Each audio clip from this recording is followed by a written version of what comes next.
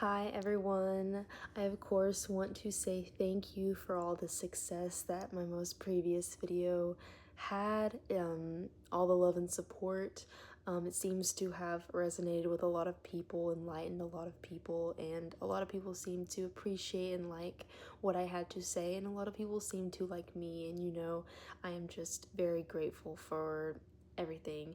And also, I guess, to get a little vulnerable or personal, as I've had free time to make a new video finally, because geez, I cannot believe it's been 2 months since I made that video. It's absolutely crazy. But yeah, I guess with that, to be vulnerable with you guys for a second, even though I've been making videos for a long time, and I would think that I have the swing of things by now. No, it's hard sometimes to, it is hard to sit in front of a camera and talk about topics that you've only just written down, and I feel like maybe people don't know how hard it is until like you try to do it yourself. And it just discourages me, and I guess I beat myself up for it, because sometimes these videos take after take, and just nothing is working, and sometimes like I'm talking and I just mess up the whole thing by my mind going completely blank, and I can't think of anything, and I'm just like, dang it, I have to restart. So it is discouraging, and I'm just trying to push through it, like whatever funk, I guess, that my brain is in, because sometimes I'm really good about, and I like get in a flow state where I'm just talking and it's working and things are coming out, thoughts are coming out, but sometimes not. So that's where I am. This is the second night of me trying to record this. It's hard. But hopefully this is going to be the take um, that works. I'm so hopeful. So yes, today's topic, with suspicion comes imagination. So this phrase is a contextual phrase that I have made before, and basically what I mean by that is that it's two concepts that come together or are in somewhat of relation to each other, that I have identified their relation or their type of relation with each other that is mostly unobserved. And I have a video like this. I had done a video like this before of one of these conceptual phrases: confidence requires anger, and anger requires confidence. Is one of those concepts where two and two go hand in hand, but the phrase with suspicion comes imagination is more so a chronological statement. It is that once you experience suspicion, imagination is usually an after effect or an afterwards event of suspicion, but it's not so much that imagination requires suspicion. Imagination could require more so inspiration and ambition, but that is an unexplored topic to me. So, but anyway, I just wanted to be, I guess, very specific about the phrasing of this. It's a chronological statement. So, personally, the whole thing with suspicion, personally in my life, and maybe you even relate to this, suspicion was never something that I truly experienced for the longest time. It was a very unexplored feeling, and it's interesting because suspicion, of course, can be experienced by everyone, but I realized that maybe not a lot of people actually explore it and actually feel it to the depths that is possible to feel it. It's very complex. I almost want to say that it's as if you're seeing 4D. Like, if I were to have to explain it, you're seeing 4D, and it's like you're seeing through things, and you see through things like all the time.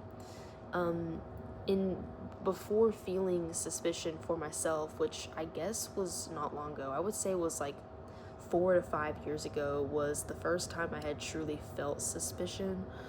But before that, it was literally just a vocabulary word. It was literally just an adjective to describe things in a sentence, or when I saw it on paper, I knew what it meant. Or maybe it's even a joke to some people to feel sus, like S-U-S, like sus. It's like a joke, I guess, on the internet. Oh, that's so sus. But really, this complex, deep feeling and emotion that's neither sadness or anger or anything like that. Maybe it could be confusion. Maybe it could be alike to anxiety. Maybe, I don't know. I'm not saying any of that, but yeah.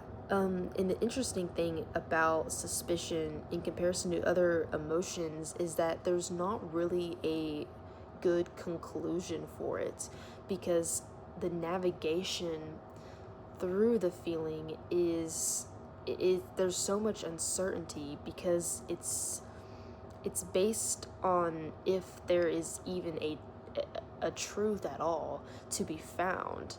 And you could argue that truth in its entirety is entirely an illusion, because perspective exists.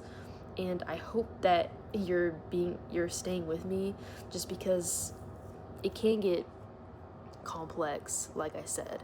And so the fact that it's based on trying to find the truth, and if you believe the truth doesn't exist, suspicion has no point, or there would be no point in you holding on to suspicion and feeling suspicion if you're trying to find a truth, but it's super hard to find the truth. It just leads to a hopeless feeling.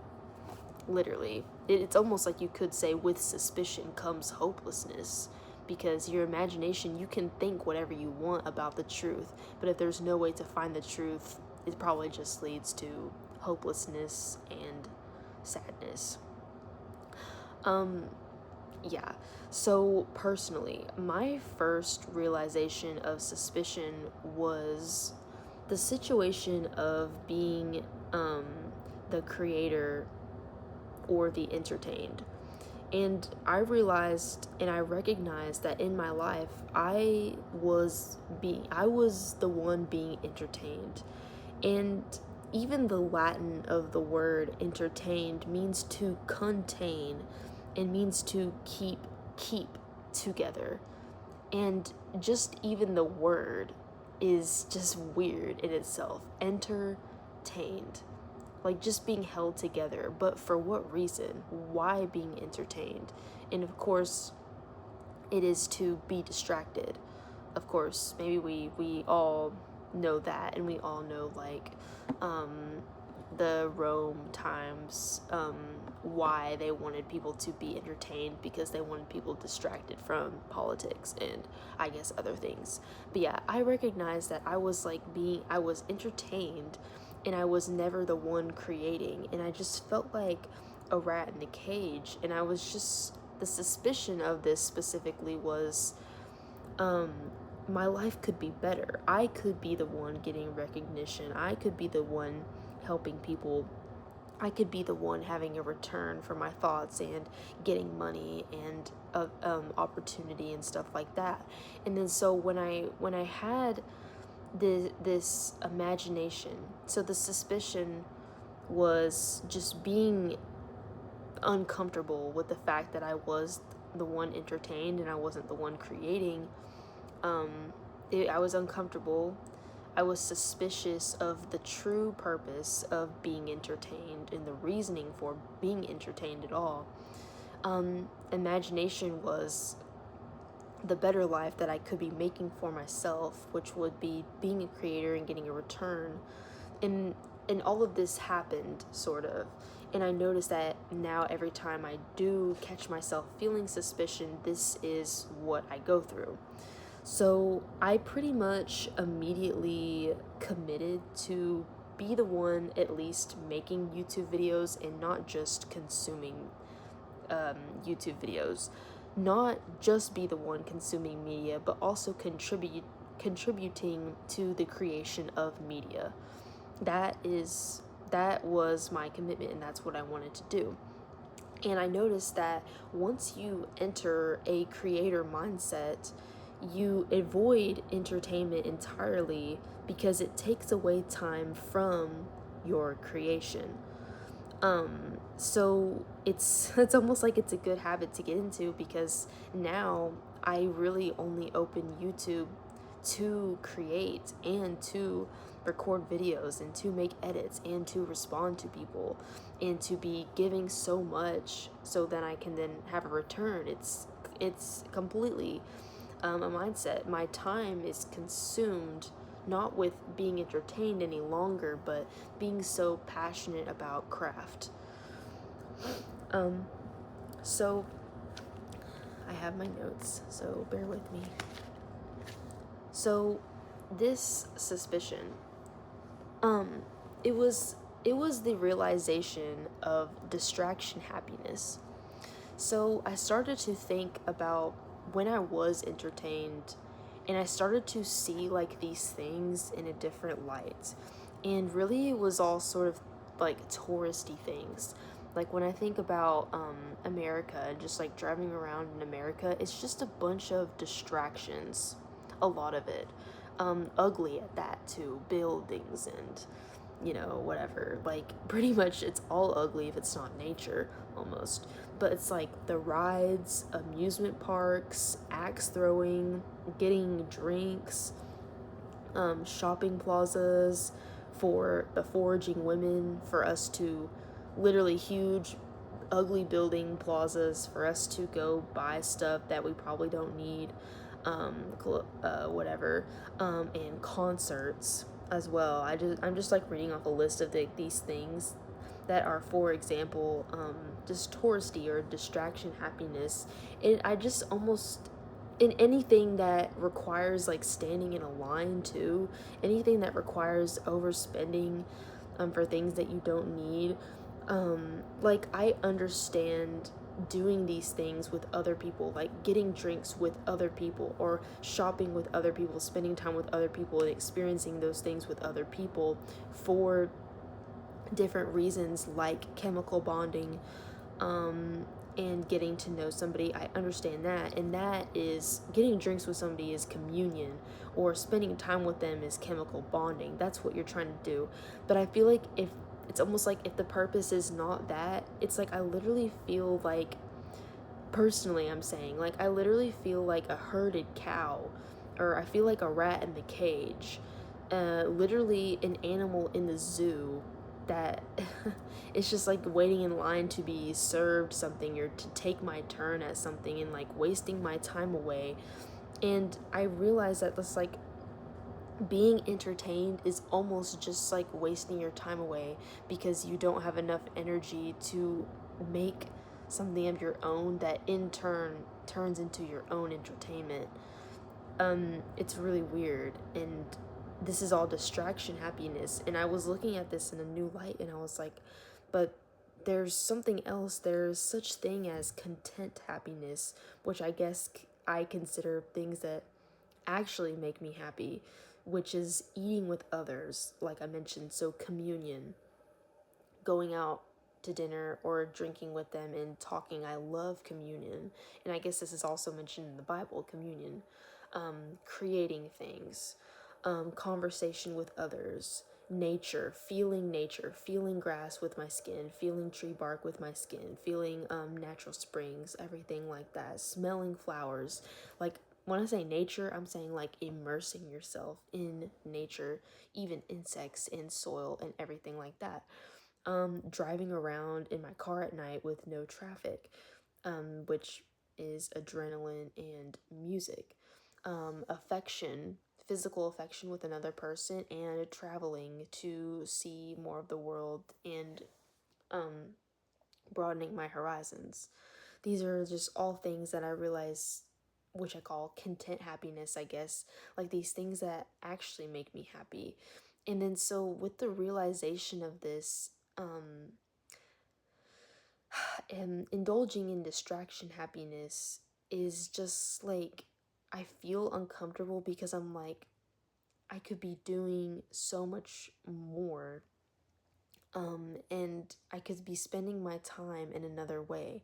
And I guess it just sort of creates this like eerie feeling of pleasure. Um, and then here again, I wrote under eerie pleasure, and with that suspicion becomes imagination. And not to get too political and stuff, but it's almost like with too much suspicion, you can really let your mind run wild to think and to literally start to believe about all these things that could be possible. So it's literally like you let your imagination run wild and to believe that something has been taken away from us. And even that statement is so sort of creepy. And I thought about titling the video that way, something was taken away from us. Um, and it's just weird. It's like you never know what you're missing. You never know what you don't know. You are never aware of your own suffering. And the fact that you just don't know certain things is just very creepy in itself. And I'm saying imagination in a very wild way, in a very vivid way.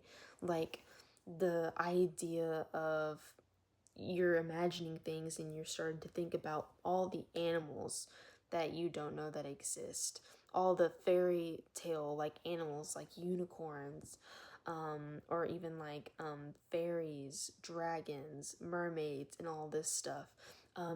Superpowers actually being real, all the senses that our body could have, more senses, more abilities like telekinesis, flight, floating, anything like that, turning invisible. Um, but it's like, I guess that I let my imagination run wild, and it's the fact that there is so much distraction. Why? And I guess I just get suspicious of it, and just, I guess, indulging in those things makes me very uncomfortable. Um, and I don't even really know what to do with this feeling. Like when you let your imagination run wild and you literally start to feel like that we're all angels with our wings clipped, type of thing. Like we think that we have freedom, but what if we don't even really know what freedom is? Like, because we don't know what we don't know, and we don't know, and it's like we will never know what has been taken away from us. And I think at the point where we believe things to be impossible is where they are never possible, where you start to think that there's no God, that there is no God. You start to think that you can't fly, you can't. You start to think that unicorns never existed, that, well, then they don't. Like, it's like we're creating our own realities, but like, I guess that science is telling us that these things are impossible. Historians are telling us that these things are impossible, but it's like when you hold on to your childlike imagination, it's almost like you're able to see things more clearly. You're able to see through things. The 4D thing that I was talking about. And I think this is a very easy way to become very depressed about life in general when you start to think about how much better things could be, how much more powerful, how much more abilities that you could have that, well, who knows if they've been taken away from you? Who knows if you used to have wings and now you don't? Who knows if you used to have superpowers and now you don't? And like, it's uncomfortable. And this is what I was saying in the beginning, that when you're experiencing suspicion, you can experience it all you want, but the fact that it is based on the fact that there is no conclusion because it's hard to find a truth in anything, leads to the hopelessness. And it makes me wonder if that's why the very the people that seem to have a lot of wisdom, they say, oh, the greatest thing that you can do is be grateful.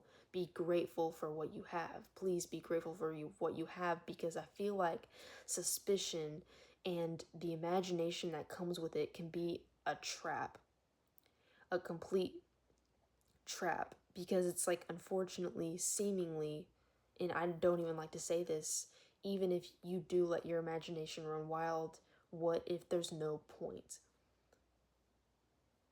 What's the point is what is so discouraging about all of this. And that's what makes me suspicious about the people that are saying, oh, you just need to be grateful and you will feel happy in life. But probably that happiness is being unaware and being, it's like the less I know, the better. The less possibilities that there are, the better, because I can't accomplish it anyway. I can't find out about it anyway. And this is coming from somebody, I consider myself to be very curious about the world and very open-minded to a lot of things, and I don't even like to say that nothing is possible, but it's like you have to hold on to, it's either that you hold on to your imagination and therefore you sort of hold on to your ignorance, or you let go of your ignorance and lose your imagination. And it just seems, I guess you guys can see what I'm saying, that it overall is just a difficult thing to navigate, the imagination that comes with suspicion. And I wish I had an answer. I wish I had a way to better research this. But still, since it's such a complex emotion, maybe I will have another video about suspicion again in the future, who knows. But yeah, the people that are saying, oh, you're being ungrateful for not appreciating what you do have and what you do appreciate, why have we been so condemned all our life for being ungrateful? Because I think being ungrateful is simply just wanting more for yourself and dreaming of the possibility of more and dreaming of expansion. So why has it been fed to us and it's so condemned for having it all but questioning the possibility of more? Like, it makes me wonder if, from an open point of view, if this is some sort of a brainwashing tactic, if this is some sort of like a traumatizing tactic, like where we are meant to feel shame for wondering and using our imagination to wonder about more, to expand more, because I think when you sort of are ungrateful, it's more so that you just haven't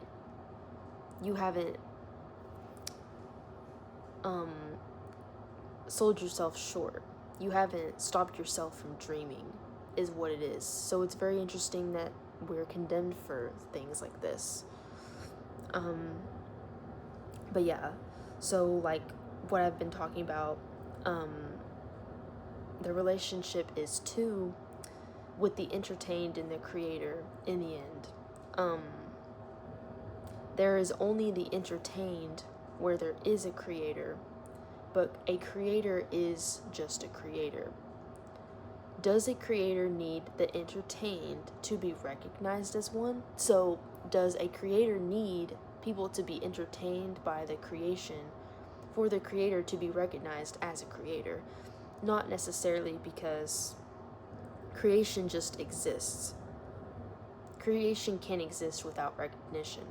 And this is some sort of commensalism, that the entertained is getting lots of benefits from the creation, but the creator is just a creator because it creates. Commensalism relationship. But yeah, very interesting, and sorry if I don't always have something to say. It's just a complex topic. But yeah, moving on, I guess, so with suspicion comes imagination. There's a bad connotation to this, and there's also a good connotation. Because I guess usually when you hear the word suspicion, you think, oh, that's a bad word, and it means something bad. Maybe most often. So usually, a common scenario of bad suspicion could be my partner is cheating on me, and the bad imagination that comes with this is the imagination that they are, and in all the ways or in what ways they have cheated on you or they're currently cheating on you. I feel like that's a common one. But the good connotation, so the good scenarios that are not often brought up, is what I've been talking about, which is what do I deserve more in life? Is there a greater possibility for me? Is there a greater quality of life? The good imagination that comes with suspicion is the ability to question authority. It's the ability to question information that you have all learned, but you have not seen for yourself. You have not proved it to yourself. So the ability to question information, and also the ability to question rules, and the ability to see past rules and see them at all angles, to see if that is something that you should follow or not.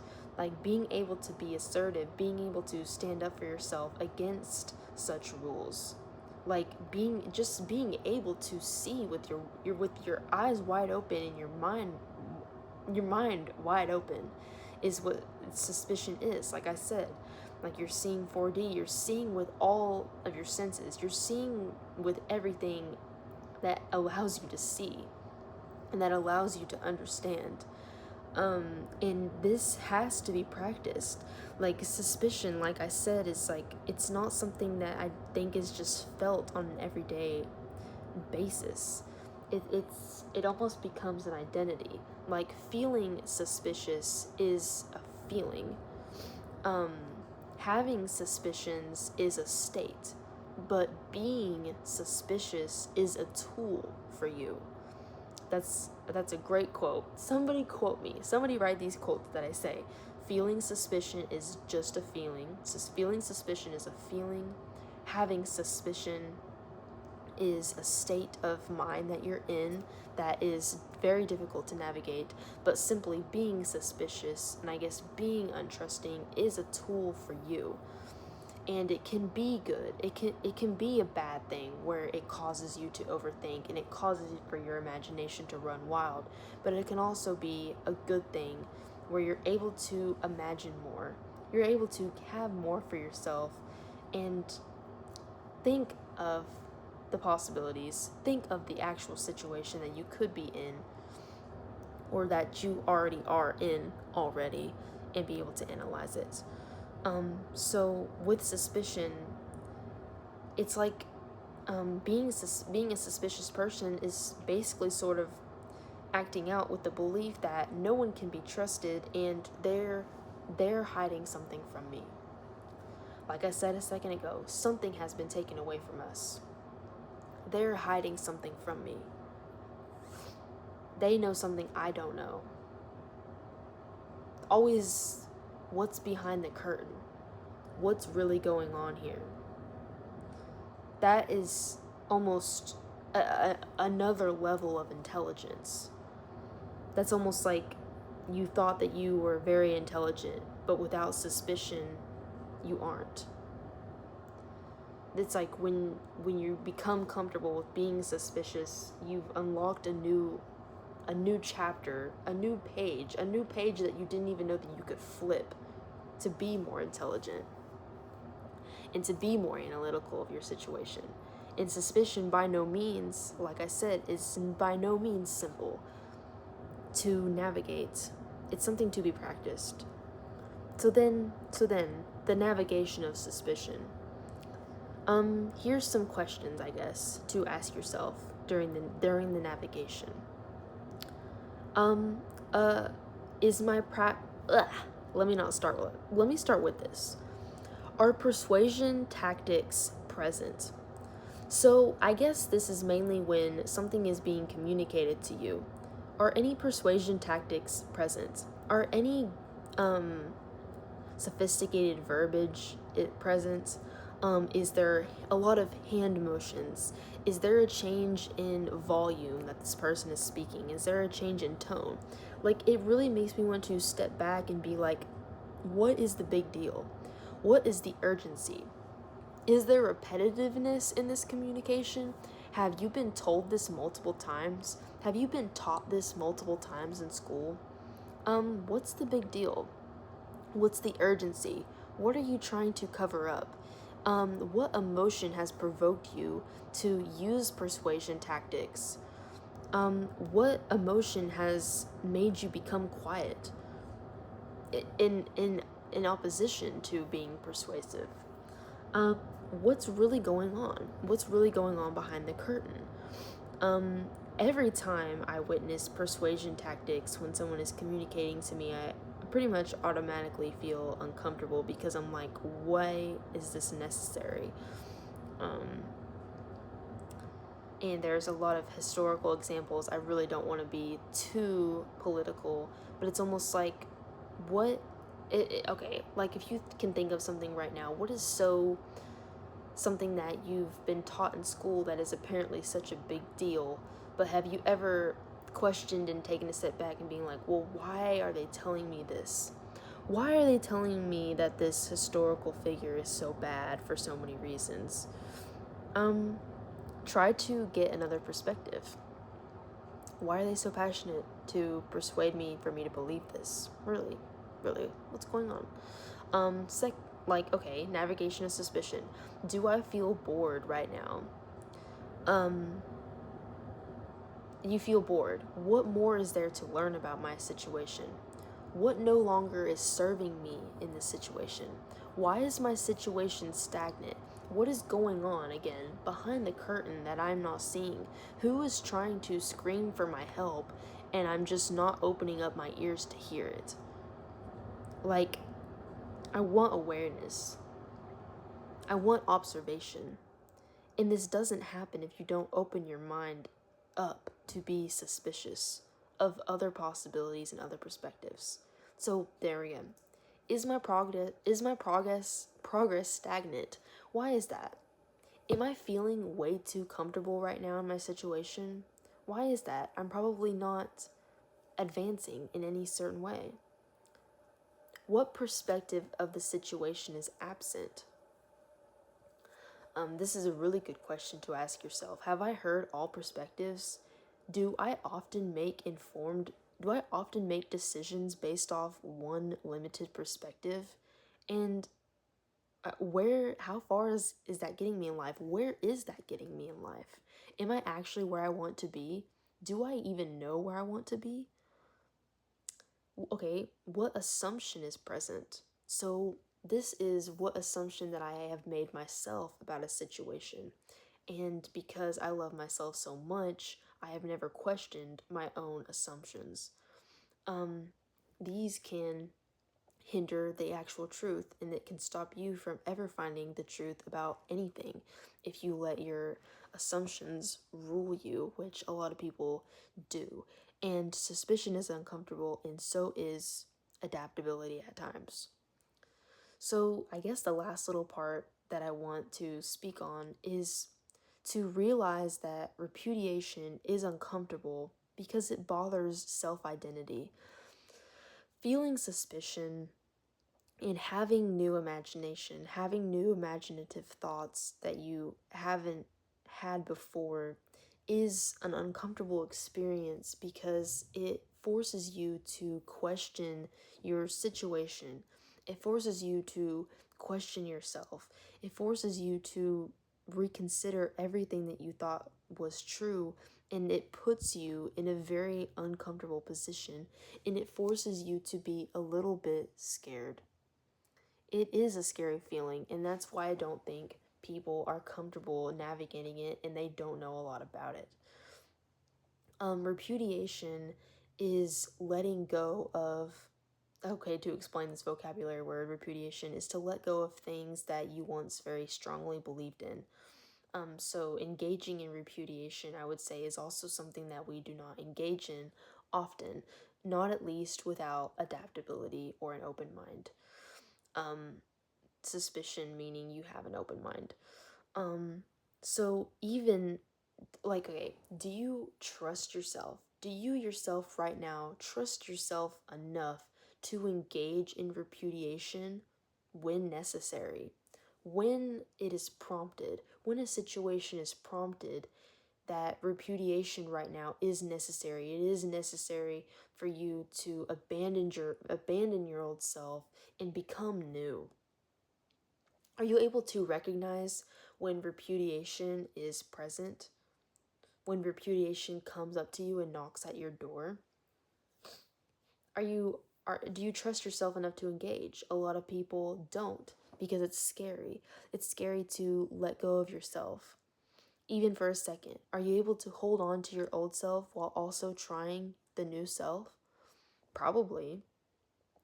But even if you say that you do trust yourself enough to engage in repudiation, are you sure? Have you practiced enough? It is something to practice.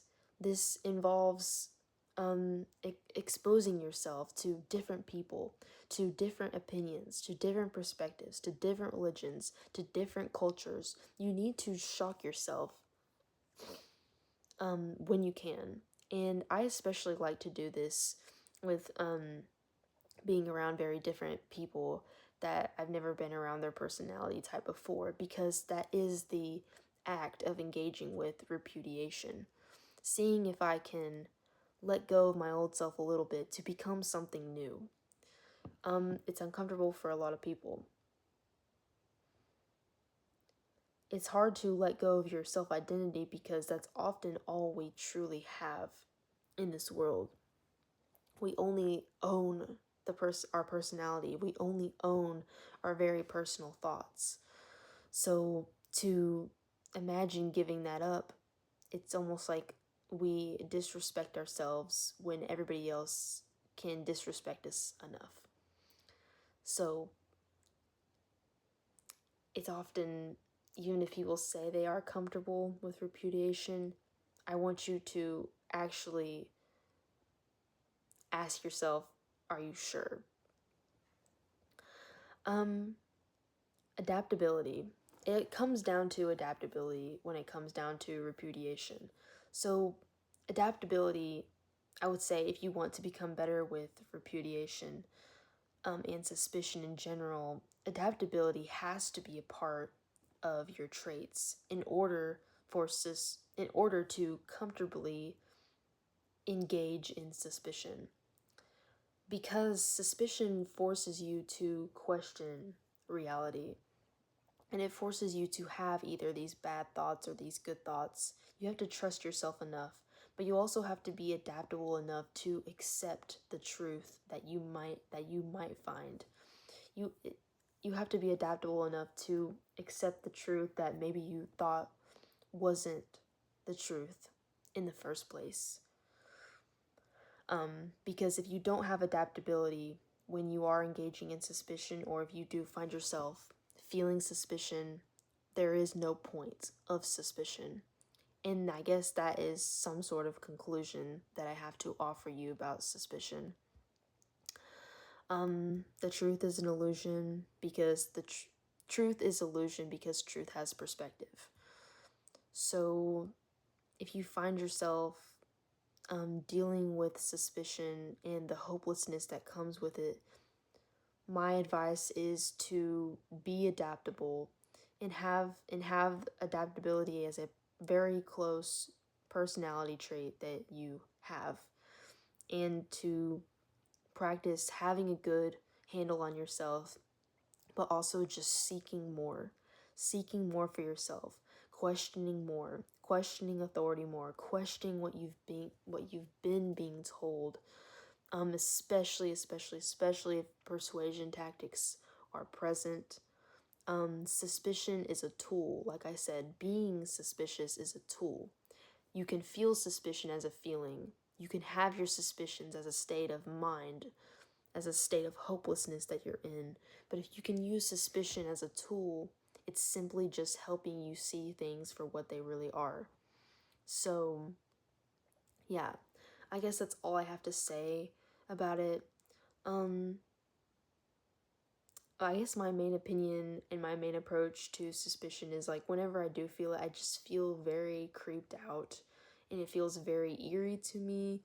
And I just wanted to understand the eeriness and the creepiness of it more. So I cannot believe that I've already been talking about it for like 40 minutes.